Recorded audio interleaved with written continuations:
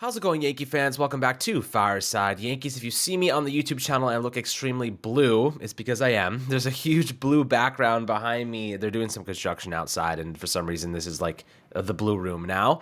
But I'll tell you what, it's not so happy this segment today, and we're talking about the injuries to Carlos Rodon, Lou Trevino, and notably the Rodon one. This is something that came out of left field. You know, he really did not look great in his first spring training start. His velocity was down, command was poor, gave up a home run or two.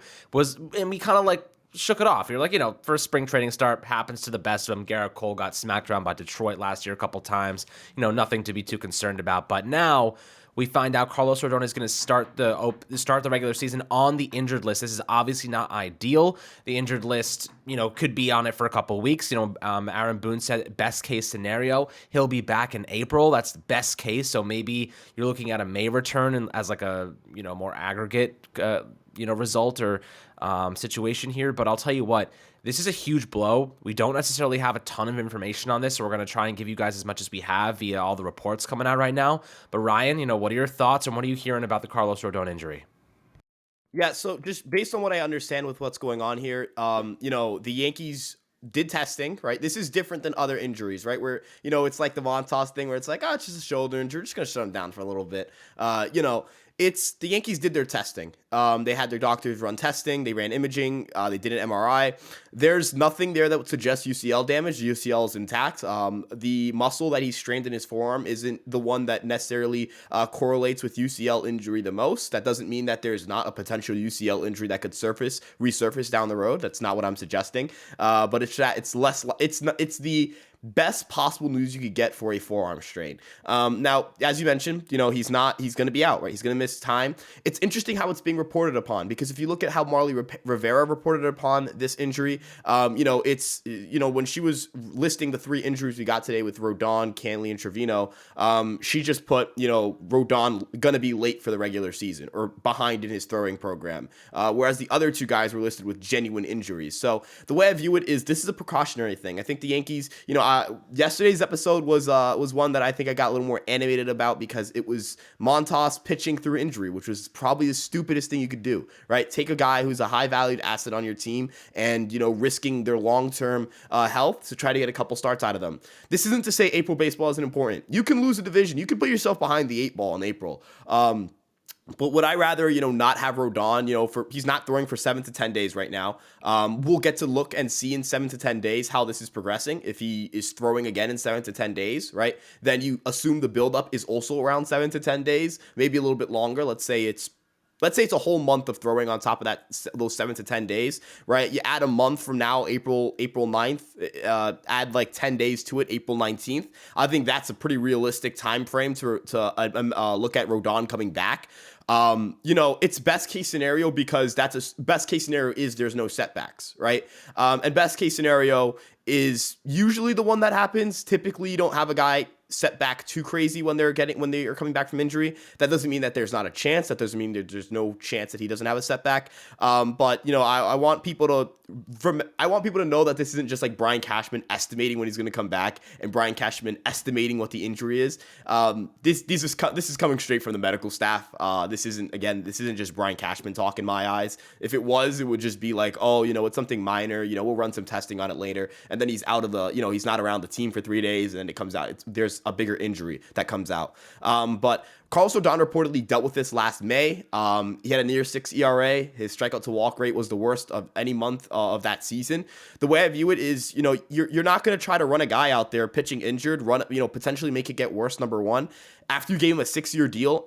And then number two, why would you want a guy to start off his Yankee career pitching injured, right? Like, if he puts up that 6 ERA over the first month with the Yankees, like that can really put you behind the 8 ball, not just in the sense of, you're not going to have a great start to your year, but this New York media, this New York crowd, they will dog on you. These guys, Yankee fans will start booing if he had a 6 ERA by the end of April. I think that's fair to say.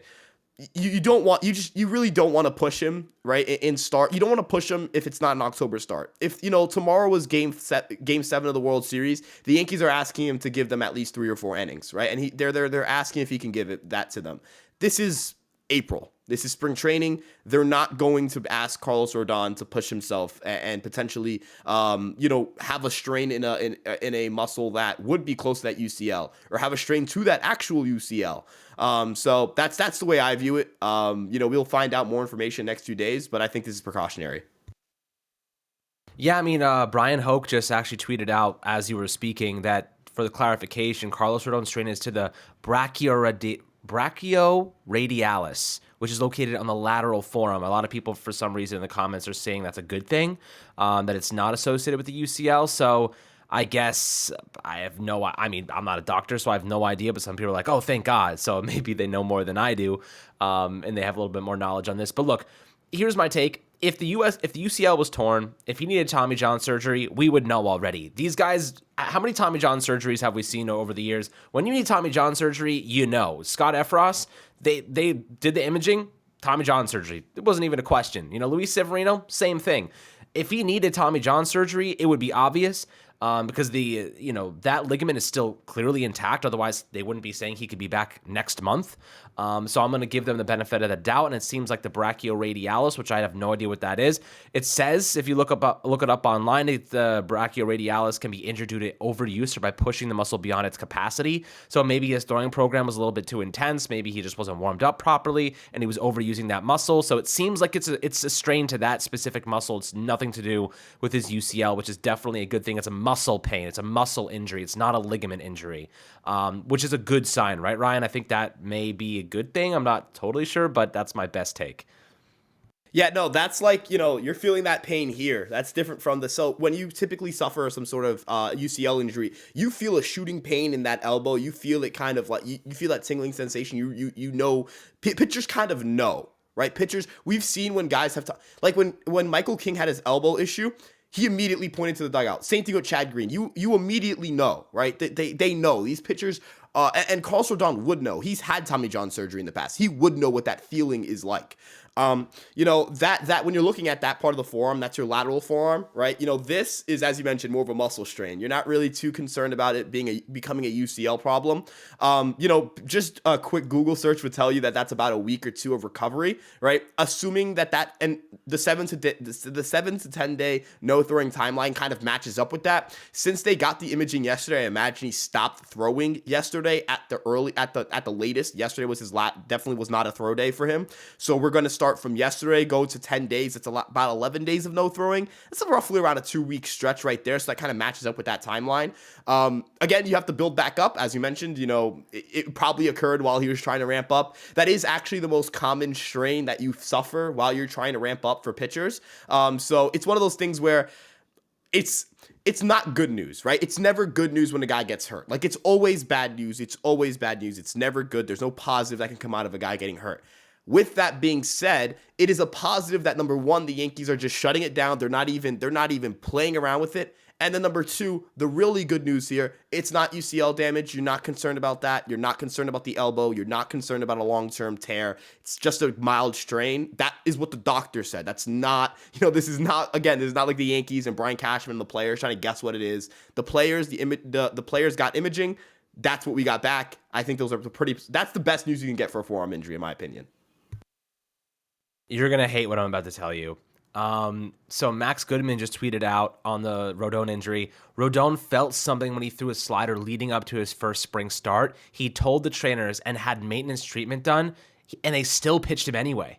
Still went out and threw him out anyway. Why is this becoming a repetitive thing for the Yankees where they take injured players who say they have an issue, something's wrong, and then they play them and they pitch them and they don't care? This is getting ridiculous. I don't understand what the hell's going on, but if you have a guy who just signed a 6-year, $162 million deal, he is arguably your best pitcher alongside Garrett Cole. Why the hell are you walking him out in spring training when he felt something in his arm, throwing a slider, and then he goes out and pitches like 50 pitches, right? This is getting to be ridiculous. I mean, this probably pisses you off more than anybody, if I imagine, right? I mean, what? Why are we pitching guys when they're? I've been a staunch. I've been like hammering this point for as long as the Montas situation has been a thing. Not even just that. Before that, when Martin Asio went down back in October, stop pitching guys when they're hurt in non-postseason games. This isn't for your World Series. Your season isn't on the line here. You don't have to pitch these guys. Scratch them. Wait it out. Let it see what happens. It's not even like he woke up feeling sore and then threw, right? Like, I'm not saying that's good either, but like, you're not thinking, you're still going to see if you can throw your way out of it, right? But if you feel something tweak and you're aware that a pitcher has suffered a tweak and there's that a pain in their elbow or any sort of that, don't pitch them. Wait. You could have, you just don't pitch them. Don't pitch these guys. I'm struggling to understand why guys are being pitched, when I don't know when I don't even I hope that maybe like there's some sort of I don't even know what to say. Like I'm not gonna even try to explain because I don't understand pitching guys when they're hurt. But at least they shut it down immediately after. At least they shut it down. I'm glad they just shut it down now, but I don't get pitching guys when they're hurt. Like I get not pitching guys when they're hurt, but how about not pitching guys when they're hurt during a spring training game? Like these games mean nothing. They have no importance, especially if you had a injury a day before. I do not understand. I just don't get it. I'd love to hear from the training staff what made them think, yeah, like, he's feeling some tightness in his forearm, feeling an injury. Let's go and have him pitch a meaningless spring training game where he gets lit the hell up. You give him, 5-6 earned runs in 2 innings? I mean, what? And they didn't pull him after the first inning. They're like, yeah, like he's clearly sucking. Let's keep running him out there. I don't understand what the hell the Yankees are doing, man. It feels like malpractice to me. It feels like they don't know what's going on with their own guys. It's really, really, really concerning. I don't even know what to say. Hopefully more information comes out and kind of debunks that, but that's what we're seeing right now on social media. So we'll see what happens, guys. But, Ryan, tell me, what are you thinking about the Lou Trevino injury too? Losing Canely and Lou Trevino, it's kind of upsetting. Yeah, so, number one with the Rodon thing, like, there's a chance he didn't tell them, but that's just crazy to me. But the Trevino injury is kind of stunning because, like, you just, not this, I'm laughing just more of a sense of, like, I just didn't wake up expecting Lou Trevino injury news. Like, I don't really know how to, like, you kind of look at, he threw an outing in spring. I guess we hadn't seen him in a while, so, maybe there was something up and we just didn't detect that. But that's kind of a tough blow for the Yankees. Trevino's been a very versatile reliever for this team. Do I view him as the Yankees, one of the Yankees' 3 most trusted guys? No, but he was that 4th guy in the postseason. Now, was that because of injuries? Sure. But he was a versatile weapon. He has closing experience, and you would like to have that in your bullpen. It gives more run for other guys that are trying to vie for pitching spots, which I guess, is what, other guys are going to have to step up, right? Like, you're going to need Greg Weissert, Albert Abreu, one of, maybe a Matt Crook or a Jimmy Cordero. You're going to need these guys to step up because the Yankees are kind of, they're not looking good right now with the injury situation to their pitching staff. The elbow sprain, that's also concerning. This is more concerning than, I think this injury is far more concerning than Rodon's in the sense of, recovery time. Like, this could actually get significantly worse.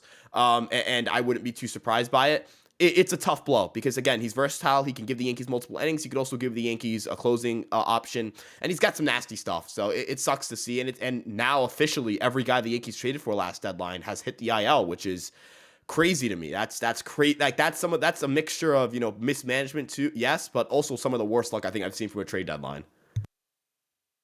Yeah, trade deadline, trades in general, Cashman has been striking out quite badly recently on these big hauls, whether it's the Twins, of course, Donaldson still up for debate if he has a good season, but we're, talking about a slim margin there. And then, of course, the Oakland trade for Montas and Trevino, not very good so far. So that's the latest update on the injuries, my friends. It's not looking so promising right now. Hopefully Rodon can make a return, but, we're going to have to turn to Clark Schmidt, Herman, to pick up the slack. Maybe the Yankees go and trade for someone. I just don't know.